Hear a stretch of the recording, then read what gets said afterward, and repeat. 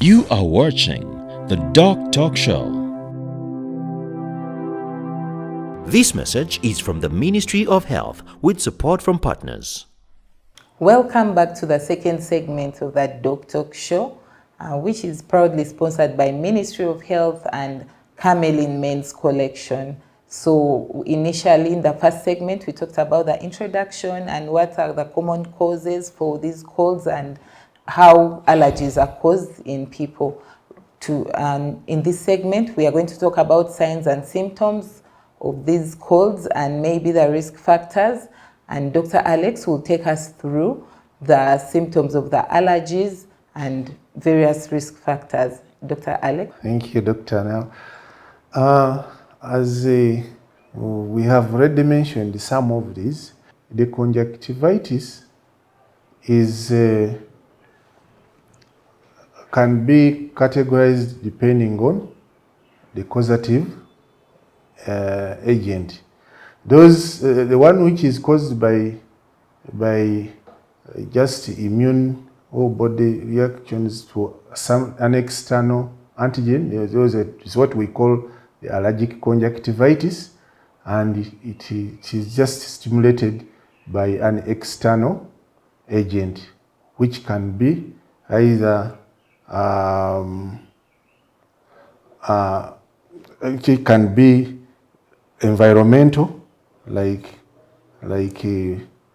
or something which you have eaten or come in contact with. So that one is the one we are going to deal, the main kind of conjunctivitis we are going to talk about today. However, there are others which are caused by bacteria or viruses, or even some fungal infections.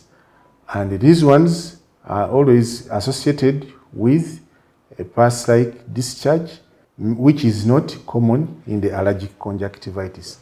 Now, for allergic conjunctivitis, as the word is, as I have already mentioned before, it mainly has or characterized by reddening of the eyes, which we call a hyperemia.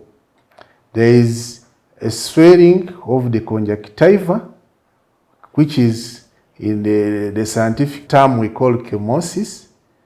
There is tearing or watery discharge from the eyes. So that watery discharge differentiates the allergic conjunctivitis from the other forms of conjunctivitis. But this patient will also feel that grittiness or foreign body-like sensation in the eyes, and there is always reduced sight, reduced vision because of the discomfort. The eyes itch, and the child will be seen scratching the eyes. In chronic conditions, there is pigmentation of the conjunctiva. So the conjunctiva becomes brown. From the white, it becomes brown around the cornea. So those are the things which you as a person, you can see from outside. However, for us on our medical side, we have other things we look at to ensure that we make a diagnosis, a clear diagnosis. That's, we have to examine the eyelids, we have to examine the conjunctiva and see those other things which you cannot see from a layman's point of view. Those ones are very common, and once the child presents with those signs and symptoms, we can say that child has allergic conjunctivitis. Thank you very much, Dr. Alex, for taking us through the signs and symptoms of conjunctivitis. So I'll take us through the signs and symptoms of children with common colds. However, before I do that, I want to take us through how that virus spreads from one child to another. So usually these viruses found in the droplets of the child who is infected with the cold. So whenever a child coughs, there will be viruses in their droplets, so they will spread in the environment, and other children who don't have will pick on the viruses. That's why we advise children to cough at least in their elbow or while they are covering their mouth. We usually emphasize that to our nursery school teachers, to keep telling the children to cough like that. So because we have those droplets in the environment, it's very easy for a child to pick it on, especially in our nursery school children, the children in baby class. Many parents will say when they take their children to baby class, they only study like for a month in the whole term. After 2 weeks, the child is back home with fevers and flu and cough. That is the main reason. It's because most of them don't easily adapt to covering their mouth while they cough. So these droplets in the air can easily be picked up by another child. The other way is hand to hand. If this child is seated next to a child who has a cold, and maybe they touch their hands and don't wash their hands after that, they will pick on the cold. So we emphasize hand washing. That's why we emphasize to our nursery schools to ensure that hand washing facilities are everywhere in the school. Sharing objects is another thing that can cause these viruses to be passed on from one child to another. For example, in daycare, where toys are shared, when there's a child who has a common cold and the other child touches the toy that they had, when those toys have not been cleaned, they will easily pass on that common cold.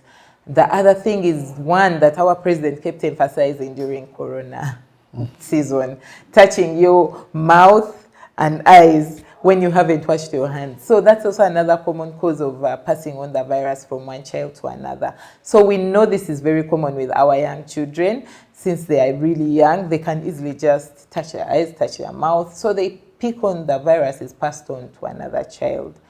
Yes, so what signs and symptoms do we commonly see? And so these children usually have a runny nose. The nose will be very stuffy or it's running. They'll say that they feel some pain in their throat, so it's itchy. They'll be coughing, they'll be sneezing, then they'll generally be unwell. So maybe sometimes the first symptoms as a parent that you might notice on your child, your young child, it will be that morning when your child, who usually wakes up at 6, that day has decided to stay in bed a little longer.